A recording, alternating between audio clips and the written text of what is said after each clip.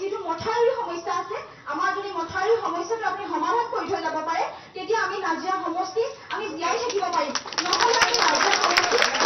এদিন নাইকিয়া হৈ যাব গতিকে মামাক আমি বিনম্ৰতাৰে অনুৰোধ কৰিছো আমাৰ যিহেতু মথাউৰিটো অকল সুন্দৰ পুখুৰী হুলালগাঁও নহয় আমাৰ গোটেই নাজিৰা সমষ্টি এইটো মথাউৰি হয় গতিকে আমাক জীয়াই থাকিবলৈ দিয়ক আৰু অতি সোনকালে আমাক মথাউৰিটো নিৰ্মাণ কৰিবলৈ আজি আপুনি এখন মঞ্চৰ পৰা আমাক কথা দি যাওক আমাৰ পঞ্চায়তৰ সভানেত্ৰী মহোদয়ে মথাউৰিটোৰ বিষয়ে ৰিকুৱেষ্ট কৰিছে মই আজি আপোনালোকক ঘোষণা কৰিছো যে মই মথাউৰিটো অতি সোনকালে আপোনালোকক বনাই দিম মাত্ৰ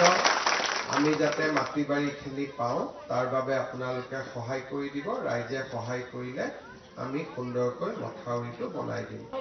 ধৰক আমাৰ ৰাইজৰ মাজৰ পৰা কেইজনমান ল'ৰাক ট্ৰেইনিং দিলে যি এনেকুৱা বিপদ হয়তো আকৌ আহিব ৰেস্কিউ কৰিব পাৰিব বা তেওঁলোকে এটা লিডাৰশ্বিপ পজিশ্যনত থাকিব লিডিং কৰিব পাৰিব মানুহক তাৰপাছত এনেকুৱা চিটুৱেশ্যনত যাতে ৰাইজৰ যিটো বিপদ হৈছে আৰু আমাৰ বহুত ঠাইত আছিলে ইমাৰ্জেঞ্চি চিট বেংকৰ কিছুমান ব্যৱস্থা আছে ইমাৰ্জেঞ্চি ছাপৰ্ট ফাণ্ড কিছুমান ৰাইজৰ মাজত চৰকাৰৰ সহযোগত কৰে এনেকুৱা ব্যৱস্থা কিছুমান যদি আমি হাতত ল'ব পাৰোঁ প্ৰশাসন আৰু ৰাইজৰ সহযোগত তেতিয়াহ'লে ৰাইজে আজি নহয় 10 বছৰৰ পাছত যদি আমাৰ এনেকুৱা এটা সমস্যা হয় সেইটো অন্তত এডাপ্ট কৰিব পাৰে মোৰ নাম মানসী গোস্বামী মই পাৰিৱেশিক পৰামৰ্শদাতা আপোনাৰ